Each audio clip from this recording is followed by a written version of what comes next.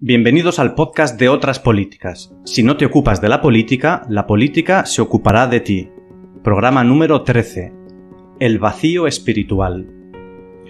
Cada vez son más las personas que se declaran ateas y cada vez son menos las que se consideran religiosas. ¿Está desapareciendo la espiritualidad o se está transformando su papel en la sociedad? El hueco que en el pensamiento humano tiene reservado un Dios está siendo ocupado en la sociedad moderna por el cientificismo y el materialismo económico. ¿Qué papel ha jugado la Iglesia como institución que defiende ciertas creencias ante ese cambio social? ¿Qué consecuencias tendría la supresión del dogma religioso? ¿Cuáles son sus causas? ¿Cuál es su origen? Una vez más, estamos en Otras Políticas con Manolo. ¿Qué tal? Hola, buenas tardes. Buenos días, buenas tardes, buenas noches, porque esto es atemporal. Hola, Enrique, ¿qué tal? ¿Cómo estás? Hola, ¿qué tal? Y también está aquí Carlos. Buenas. Buenos días. Carlos, ¿está desapareciendo el cristianismo? Sí, ¿no? ¿Y por qué? Tienes 10 segundos. No, es broma. ¿Está desapareciendo el cristianismo? Bueno, yo creo que no, que es mucho decir que está desapareciendo. Yo sí que creo que está pues en declive, ¿no? Que no es la ideología dominante de lo que podía haber sido hace 2-3 siglos, ¿no? Por tanto, decir desaparición me parece decir mucho. Lo que sí que le han surgido en los últimos siglos sí que le han aparecido, digamos, colaboradores que ocupaban un poco su espacio, ¿no? Tú has mencionado antes, ¿no? La ciencia, hasta la Ilustración, prácticamente la verdad estaba en manos de lo que considerara la jerarquía eclesiástica, ¿no? Y de repente pues empieza a entender la verdad desde un planteamiento objetivo, del método científico, etcétera, etcétera, ¿no? Colaboradores como esos o colaboradores como colaboradores o enemigos, ¿no? Como es que el poder ciudadano representado por las democracias occidentales que se van estructurando a partir del 19 y del 20, pues empiezan a tener una presencia en el medio social mucho más importante de lo que tenían entonces, que estaban completamente excluidas, ¿no? del ámbito de las decisiones, las responsabilidades y de los juegos de poder, ¿no? Por tanto, hablar del final del cristianismo, claro, también habría que definir qué es cristianismo, ¿no? Y de ahí pues podría salir un debate muy distinto, ¿no? En ese sentido yo te digo que no creo que sea el final, lo que creo es que es una situación mucho más diversa, ¿no?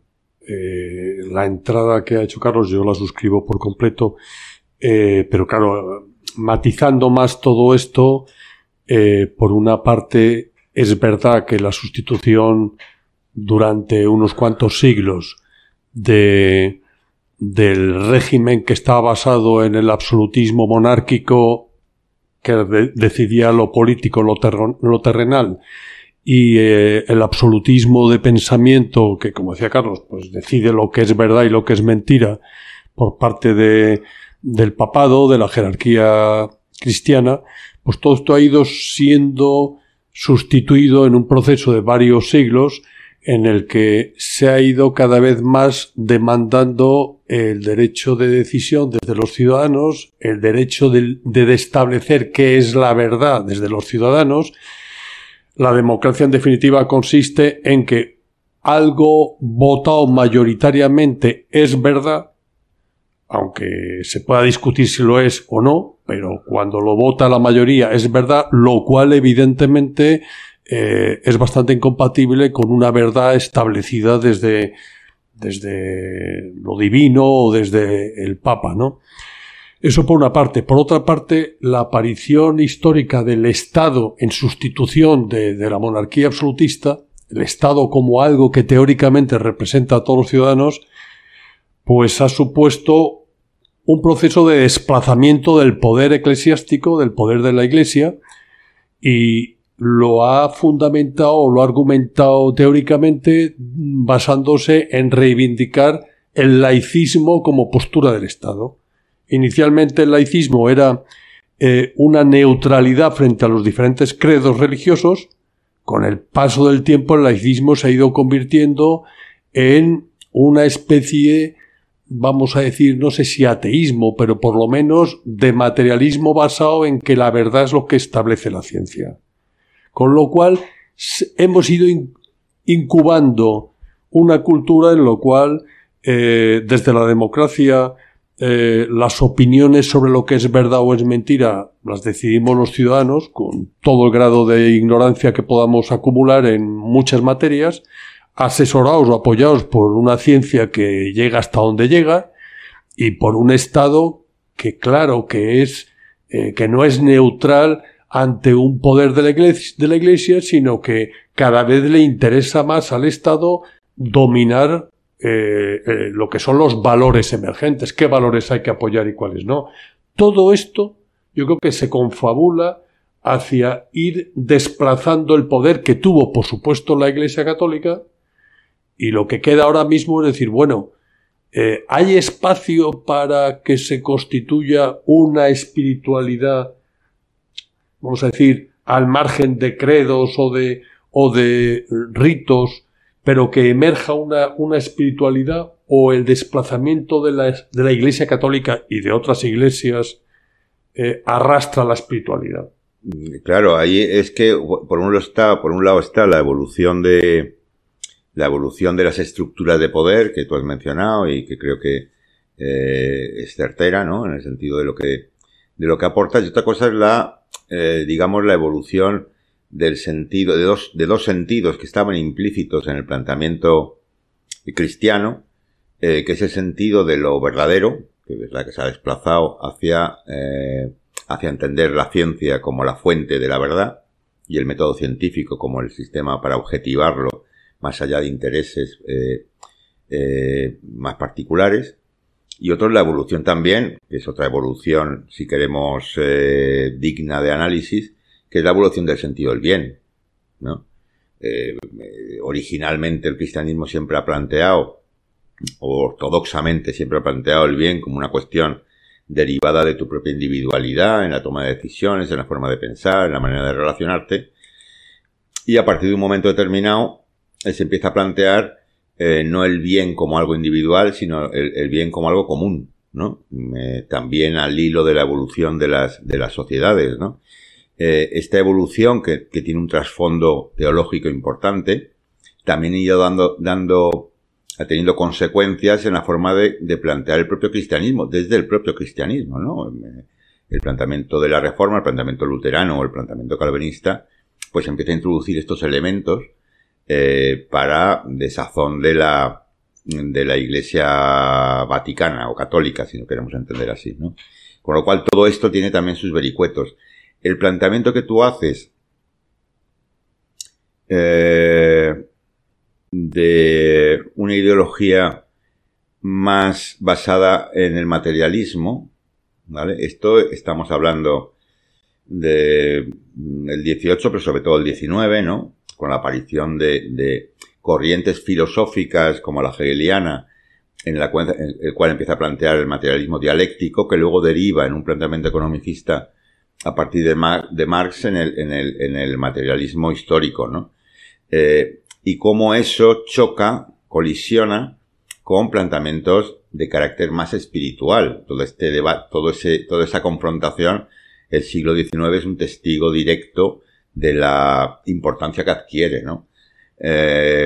Por tanto, tiene varios prismas la cuestión que se plantea. Yo insisto en el tema, en la disyuntiva materialismo-espiritualismo, y planteo la disyuntiva entre el bien entendido como algo individual, el bien y el mal dentro del ámbito de la individualidad, y el sentido del bien común, que es muy propio de planteamientos más democráticos, más basados en el poder ciudadano, más basados en la importancia de la mayoría, en que las directrices que se pautan desde la acción político-social estén dirigidas por la mayoría de los ciudadanos, ¿no? Esto, claro, pues da de sí para un debate muchísimo más profundo, ¿no?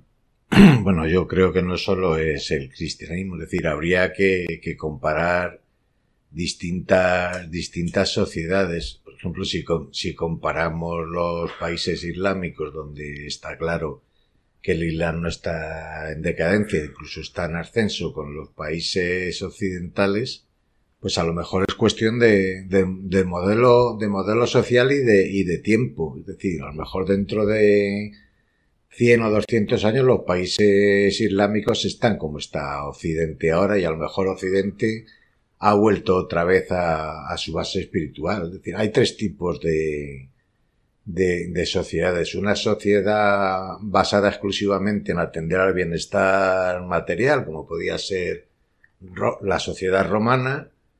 Una sociedad muy centrada en lo artístico, como podía ser la sociedad de Pericles.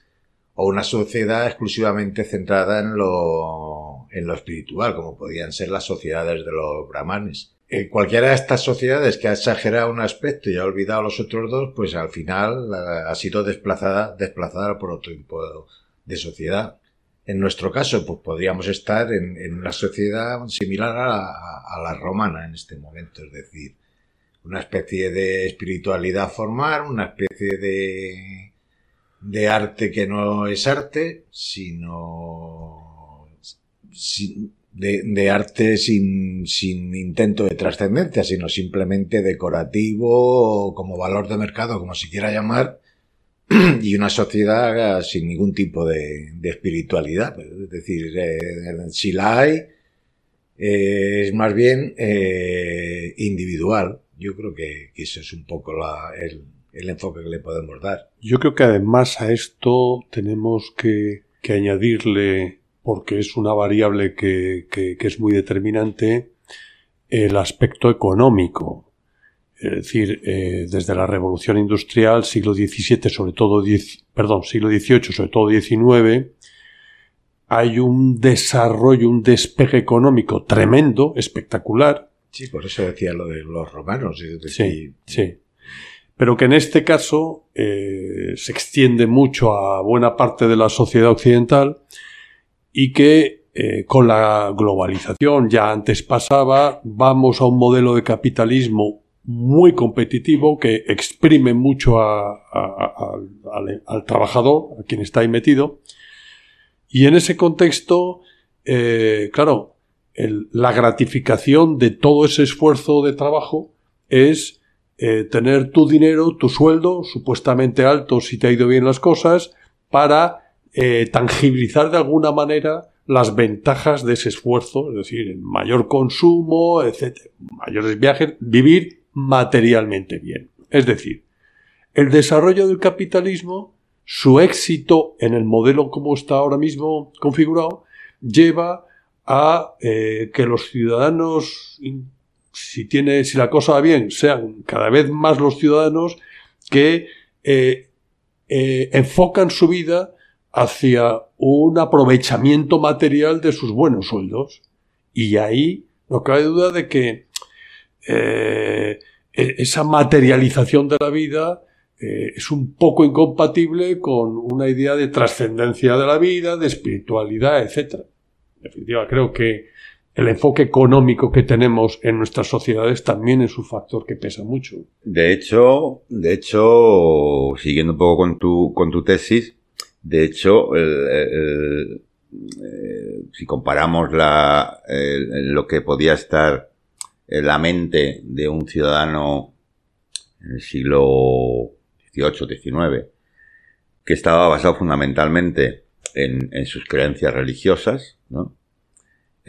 Pues se ha trasladado progresivamente a una idea de vida mucho más basado efectivamente en el bienestar, en la comodidad, en la acaparación de recursos, en la planificación vital, eso que se habla mucho de la calidad de vida, ¿no? Es decir, como que el aspecto no material, por no decir trascendente y por no decir espiritual, ha ido decayendo de forma considerable, ¿no? Comentábamos en otro podcast, ¿no? Al final, lo que el hombre de los siglos anteriores podía pensar, por ejemplo, de la muerte, en términos del más allá, en términos de si hay vida después de la muerte, en términos de qué sucede una vez que nos muramos, y ya si nos metemos en más a fondo en si hay más allá, etcétera, pues ha sido sustituido por un planteamiento que no deja de tener un trasfondo cientificista, que es, ahora a la gente lo que le importa no es lo que pasa después de la muerte, sino que la muerte cuando suceda que sea lo más tarde posible. Y por tanto se deposita en la ciencia el deseo de alargar la vida lo más posible, ¿no? Bueno, pues si a lo mejor nos encontramos en un panorama imaginemos, dentro de un siglo, no estaremos aquí, pero donde estaríamos hablando de que la esperanza de vida está en los 120 o 130 años como consecuencia de los avances científicos, pues ahí es donde está mucho más depositada la esperanza, ¿no? Y en cierta manera la fe y las creencias, etcétera, etcétera. Es mucho más prolongar las cosas que darles un sentido, ¿no? Y esa especie de ausencia de sentido, del sentido de la vida, aunque no quiero ponerme cursi, ¿no?, con este tipo de afirmaciones, yo creo que ha desaparecido bastante, y creo que eso está conduciendo en cierta medida a dos aspectos que quería remarcar. Un primero, a una actitud especialmente conservadora de los bienes adquiridos y del estado de bienestar adquirido, una actitud muy defensiva de esto, que se hace manifiesta en la defensa de lo público, etcétera, etcétera. Y por otro lado, una cosa que también creo que es preocupante, que es una cierta desaparición del sentido del bien, ¿no? Del sentido del bien, del sentido del mal, etcétera, etcétera, ¿no? A mí no me extraña demasiado que como consecuencia de la falta de aspirar a la trascendencia o a esos elementos, si queremos, de carácter más espiritual, pues estén haciendo, bueno, lleve tiempo instalado un sentido de cierto relativismo del bien y del mal, ¿no? Hasta el punto de que, pues esto, de forma más pedestre y con una perspectiva de salud mental, pues significa, pues que, pues si alguien no tiene claro lo que es el bien y lo que es el mal, pues ya da algunos pasos hacia aspectos psicopatológicos, como puede ser una psicopatía. Y esto está muy instalado y muy marcado en las sociedades occidentales que vivimos, ¿no? Antes la religión era un poco el consuelo de los pobres, es decir, que eran inmensa mayoría, es decir, aquí las estás pasando muy mal, aquí lo estás pasando muy mal, pero vas a tener un premio en el cielo. Cuando esto desaparece y la gente lo sigue pasando muy mal, como estamos ahora otra vez, es decir, después de una época de prosperidad económica, ahora está claro que vamos hasta todo lo contrario. El que no le va bien en este modelo, ahora qué alternativa, con qué mentira se va a consolar para aguantar el estar vivo. Es decir, qué sentido le va a dar a su vida. Es decir, cabría pensar en un tipo de espiritualidad que no esté centrada en el premio futuro, en el cielo, sino simplemente en que vivir tiene un sentido y hay que encontrárselo. Yo creo que esto a la larga a este modelo le va a pasar factura, es decir, se va a caer precisamente por no atender estos aspectos. Eso sin echar, o sea, sin dejar aparte que la pregunta de qué hay después de la muerte. Es decir, esta pregunta patrimonializada en sus respuestas por las diferentes religiones, que tú, digamos que las religiones pierdan el crédito, pierdan la credibilidad y te dejen de inspirar confianza, no significa que esas respuestas estén dadas. Es decir, sigues a la ciencia habla de lo que sabe hasta donde sabe, pero es evidente que hay ámbitos inmensos de la vida, de la naturaleza, del cosmos, donde la ciencia no sabe una patata. Entonces, en ese gran espacio vacío que la ciencia no puede cubrir hoy por hoy, queda la pregunta de, bueno, ¿y después qué pasa?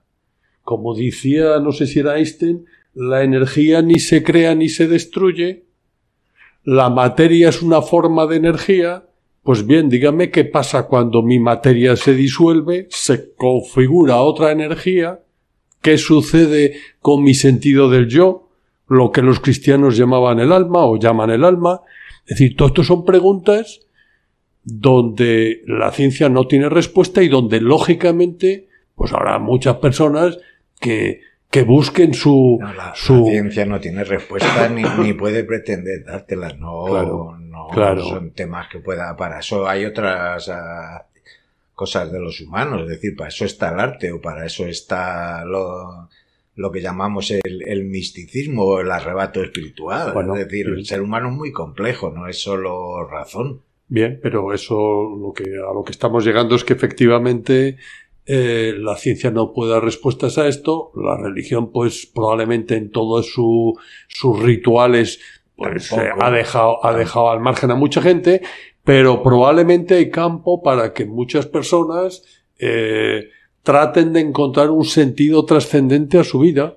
Yo no sé por qué he nacido aquí, no sé a dónde me iré después de morir, pero trate de crear un sentido trascendente a su vida, aunque sea... Es decir, mi pregunta es, ¿vamos a una especie de espiritualidad anarquista, donde cada cual se configura su propia sentido de trascendencia y su propia relación con lo divino, llamando esto lo que sea? Sí, claro. Es que yo no llamaría ni anarquista ni acrata, yo le diría anacrónica.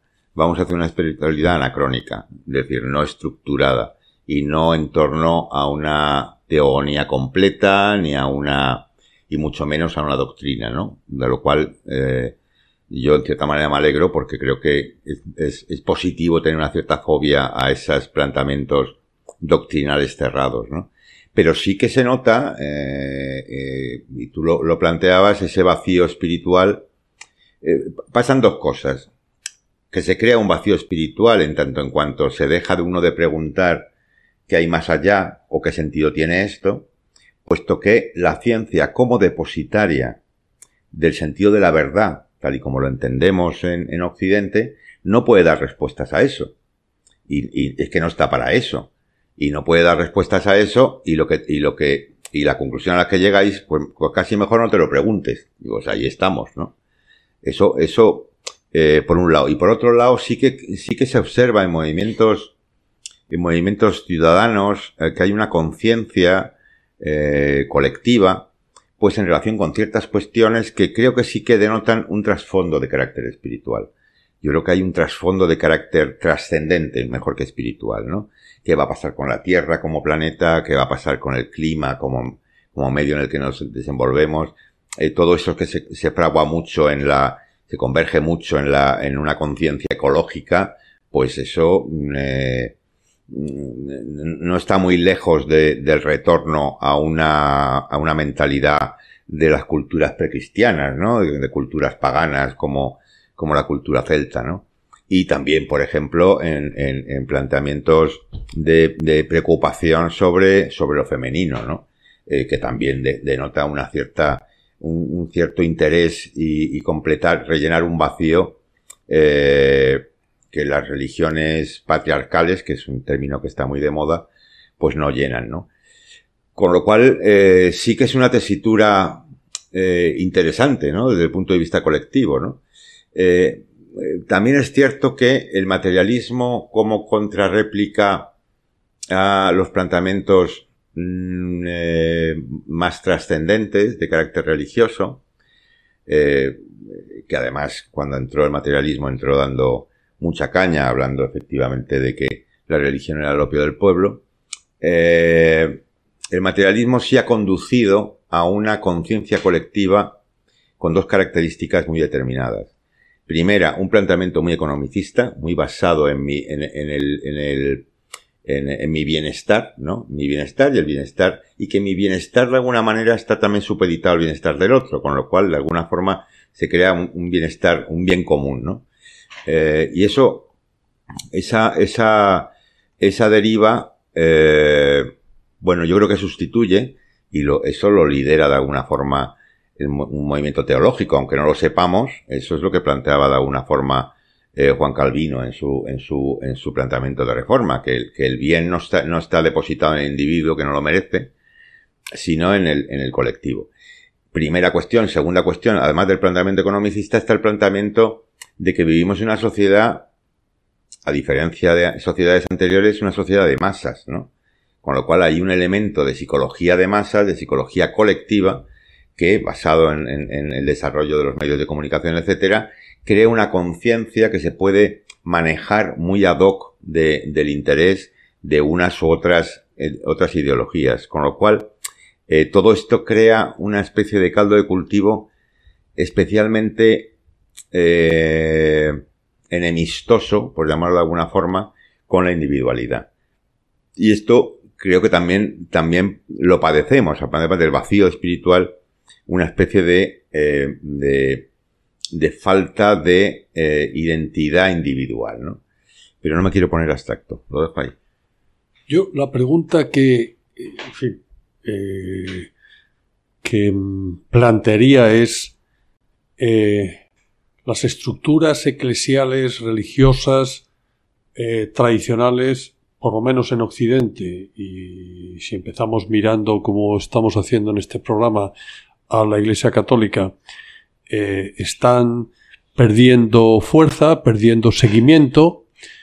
Decimos, hay un vacío espiritual, la vida que llevamos, donde ocupa el grueso del espacio nuestro trabajo y nuestro ganar dinero y nuestro consumismo, nos va dejando un vacío espiritual que surge pues cuando surja. La pregunta es,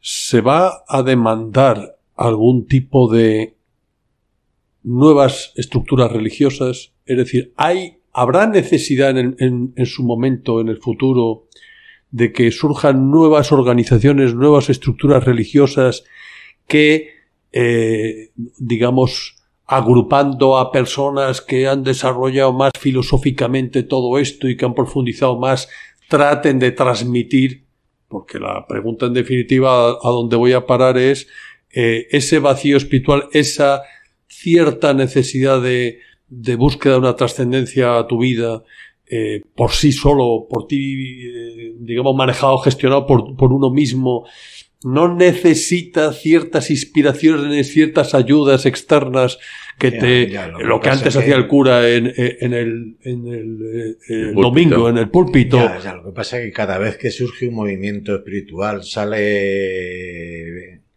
viene Buda, viene Cristo, dan una enseñanza, se mueren y entonces se crea una iglesia. Y la iglesia ya crea una doctrina y te da las respuestas, pero no las que dio la persona sobre la que se basa, que además seguramente no tiene ninguna intención de fundar ninguna iglesia. Yo creo que cualquier movimiento espiritual que tenga una cabeza y una jerarquía va a ser más de lo mismo. De hecho, ya es decir, la ciencia de alguna manera es una iglesia. Es decir, tiene sus obispos o tiene sus popes y tiene sus vasallos y sus reglas y lo que hay que creer y cómo hay que comportarse. El Estado es una iglesia. El Estado, lo que pasa es que en vez de tener una moral tiene ética, pero vamos, sigue siendo... El Estado es una iglesia y Hacienda a su brazo ejecutivo. Efectivamente, vamos, o sea... Yo creo que la respuesta espiritual del ser humano necesariamente tiene que ser individual.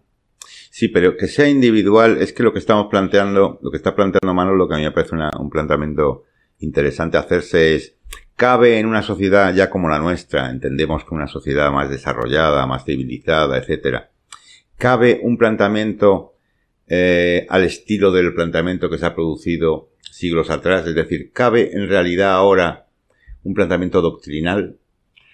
Vamos a ver, yo no creo que quepa un planteamiento de yo poseo el Dios verdadero y la verdad sobre la relación con Dios. Es decir, ese concepto doctrinal probablemente se ha quedado atrás.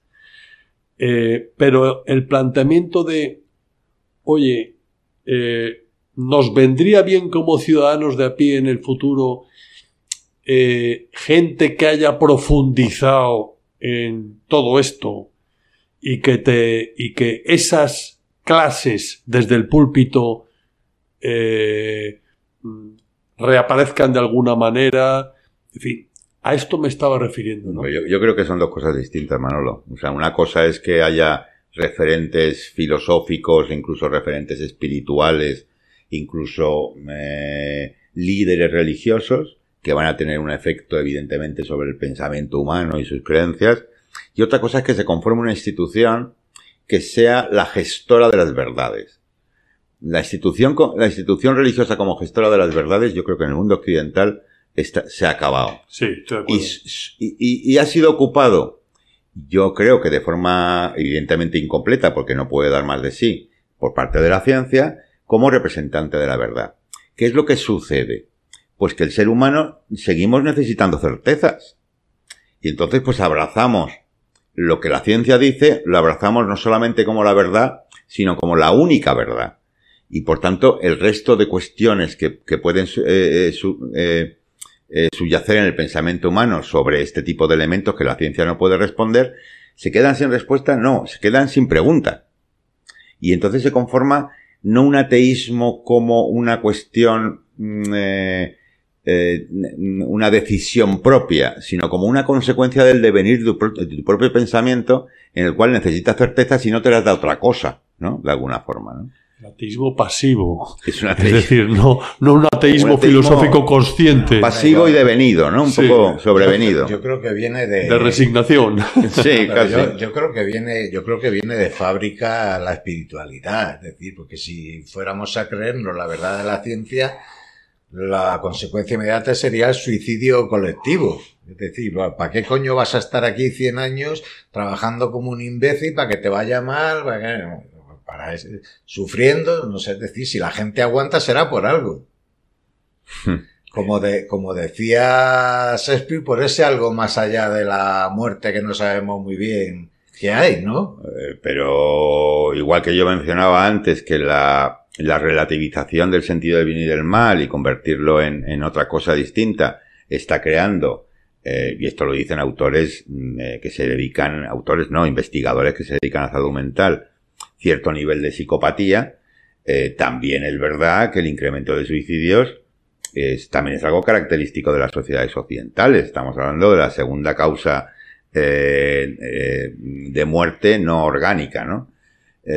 Por deterioro orgánico. Con lo cual, es verdad que toda esta ausencia de elementos de apoyo para darle sentido al hecho de vivir, que especialmente las religiones en torno al Mediterráneo le han dado siempre un sentido a la vida a toro pasado, como se dice habitualmente, ¿no? Es decir, siempre el sentido de la vida lo encontraba después de la vida, lo cual era como un depósito a largo plazo donde los intereses los cobras, no lo vas a cobrar nunca aquí, con lo cual no lo vas a poder disfrutar. Si te lo ponen así, la verdad es que el sentido de la vida, dedicarlo lo encontrarás después, pues te deja un poquito también tocado, ¿no? Pues yo creo que el sentido de la vida en todo caso está en la vida.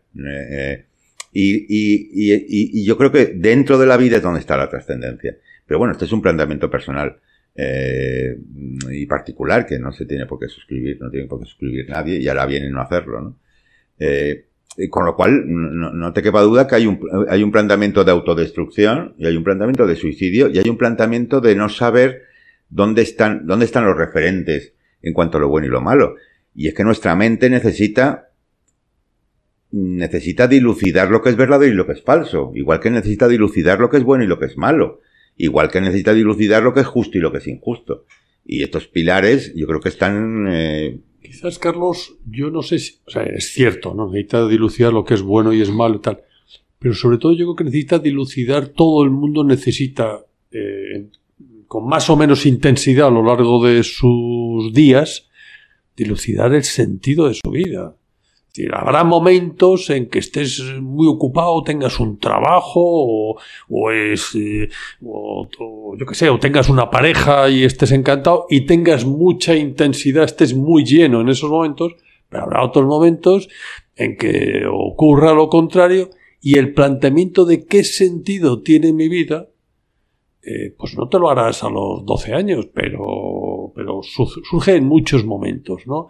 Y en este sentido, el tener alguna búsqueda de trascendencia, de darle una finalidad, de darle una misión a tu vida, yo creo que eso conecto con lo que decía Enrique, esto lo llevamos de fábrica.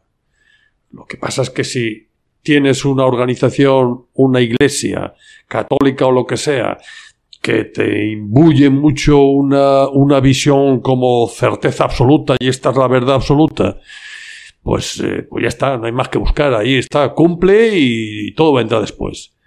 Pero si todo eso se ha diluido, si lo que cuenta una iglesia o la otra lo coges con cierto relativismo, con cierta distancia, te vas quedando tú solo ante la necesidad de buscar un sentido a tu vida. Y ahí es donde si no encuentras, efectivamente, se produce el vacío, que es si no encuentras ese sentido, pues aparecen las patologías, como tú comentabas, no solamente suicidios, el alto nivel de medicación que tiene esta sociedad, es una sociedad enferma. En fin, yo creo que, bueno, tema da para mucho, pero... Yo me planteo, porque esa necesidad de la que habláis de buscar siempre en algo externo, ¿no? Un ente, un estamento, ya sea Cristo, el Papa o Elon Musk, igual ese no es... Yo lo planteo desde mi completa ignorancia. Igual el error es que no hay que buscar fuera ese referente. Ese miedo nos está llevando por un mal camino que no lo sé. Me lo planteo, es una pregunta. Yo creo que en su momento, y lo que comentaba Enrique antes, en su momento los líderes espirituales han operado como referentes, ¿no? En las conciencias de las sociedades en las que estaban, ¿no? Pues Buda en la cultura brahmánica, Mahoma en la cultura árabe. Pero el problema del referente es que si lo tomas como modelo, es decir, como lo que él hace es lo que yo tengo que hacer, o como a él es al que tengo que preguntarle las cosas. ¿Entiendes la diferencia? Las dos, pero claro. Es que al final la versión que se ha ofrecido en la popularización de esos mensajes, la versión que se ha ofrecido es esto es lo que ha dicho y esto es lo que hay que hacer. Y yo no tengo tan claro que las vías de comunicación con esos referentes como líderes espirituales esté a merced del ciudadano a pie. De hecho, pues... si hacías ese tipo de planteamientos en la época medieval, tenías riesgo de ser objeto de la piromanía de algún fraile, ¿no? Con lo cual, cuidado. En cambio, yo no veo que lo que da lugar, el planteamiento que ha dado lugar, el que esto es lo que ha hecho, esto es lo que ha hecho y esto es lo que tú tienes que seguir, que es un planteamiento doctrinario, fundamentalista y muy propio de las estructuras que crecen, instituciones que crecen a merced de esa forma de interpretar las cosas. Yo eso ya no lo veo posible. No lo veo posible a los niveles que ha sucedido pues con el budismo, el brahmanismo, el islamismo, claro, o el cristianismo. Te lo preguntaba desde el punto de vista de si es una cosa intrínseca de la naturaleza psicológica del ser humano, es decir, una cosa que nos viene de serie. La búsqueda de ese patrón, la búsqueda de ese referente, la búsqueda de esa certeza es un impulso que luego manejado de una forma determinada se convierte en compulsión. Y al convertirse en compulsión se convierte en algo ciego, en algo doctrinario y ciego, no en algo elaborado en tu propio desarrollo, ¿no? En tu propia evolución, ¿no? Es un impulso mal manejado. Un impulso que está mal elaborado y mal manejado. Pero estaríamos hablando de una forma de religión, yo diría, muy primaria, que es las que hemos vivido, ¿eh? Religiones muy primarias, ¿no?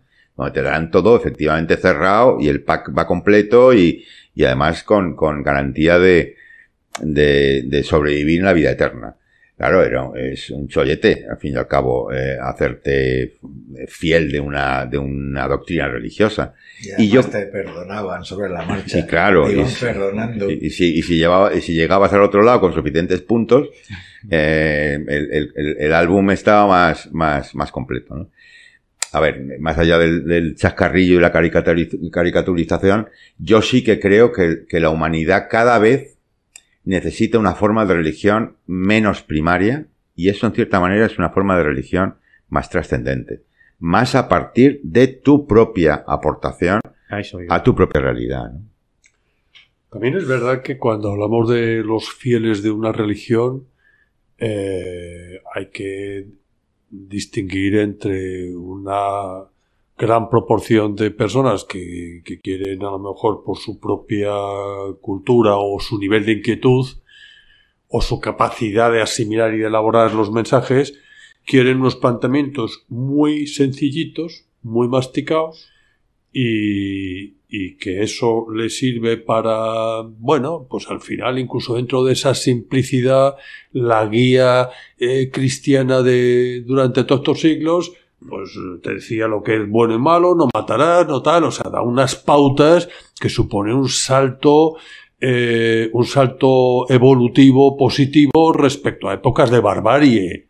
Es decir, ahora, luego también hay probablemente otras porciones de los fieles que ya tienen capacidad para hilar más fino, y que dentro de ese mismo mensaje eclesial pues tienen que tener también esos elementos más finos. Y yo creo que eso, religiones tan elaboradas como la cristiana, la católica, vamos, o yo no sé, el budismo, no conozco tantas, yo creo que sí ha tenido capacidad para proporcionar esos mensajes a diferentes niveles, ¿no?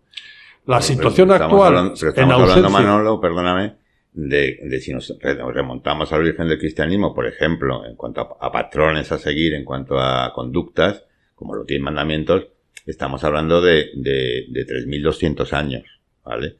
Estamos hablando del planteamiento que se hace en el hinduismo, lo que se habla del hinduismo respecto a la forma de entender el sentido de la vida, y nos retrotraemos a Siddhartha Buda, nos estamos yendo a 2500. Es decir, la cuestión es, ¿ahora esos referentes son necesarios? Para mí sí. Esos referentes se puede seguir manteniendo como doctrinarios. Para mí no.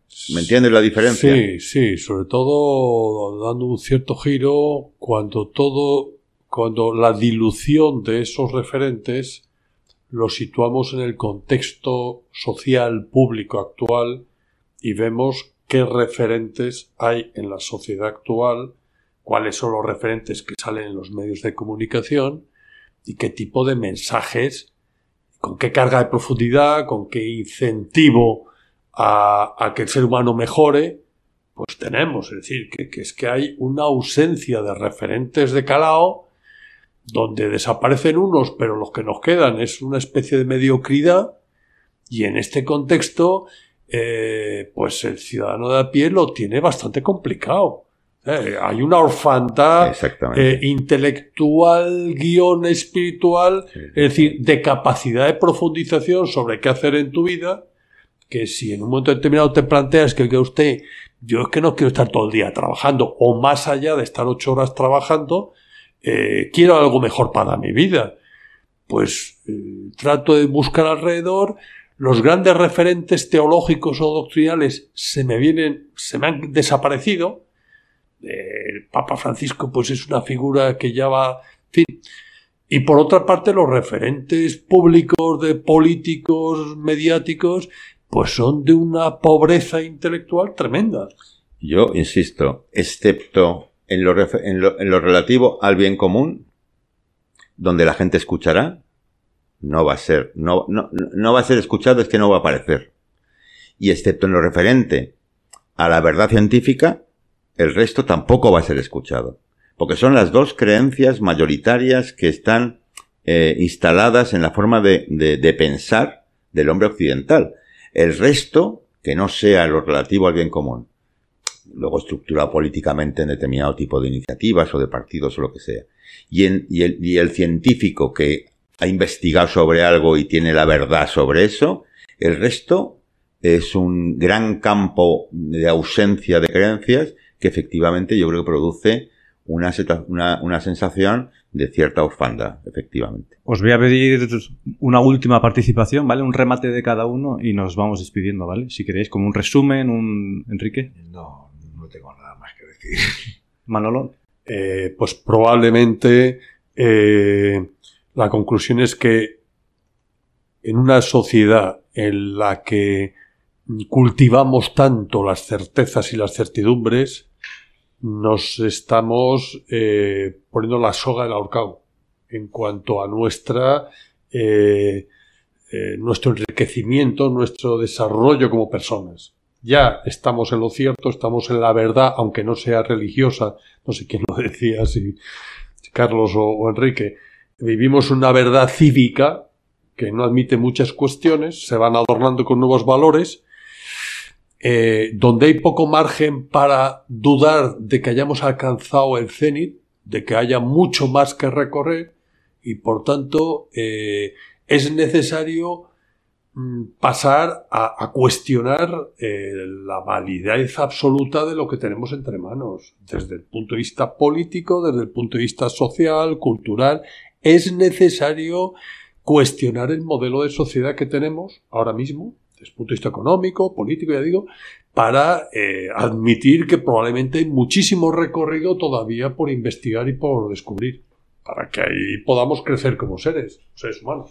Carlos. Yo, más que una conclusión, Iván, si me permites, quiero hacer una petición. Yo creo que si la Iglesia Católica y sus principales representantes vaticanos quieren hacer un favor a esta humanidad huérfana, que liberen el conocimiento que tienen de otras formas de cristianismo en las que el hombre no estaba tan desamparado como está ahora. Pues muchas gracias a los tres. Ha sido un debate intenso. Gracias, Enrique. Gracias. Gracias, Carlos. Gracias. Y gracias, Manolo. Gracias. Y a ti que nos escuchas, nos vemos en otraspolíticas.com y nos escuchamos en iVoox, en Spotify y en YouTube. Suscríbete, deja tus comentarios o tus preguntas y ayúdanos compartiendo en tus redes sociales. Hasta la próxima.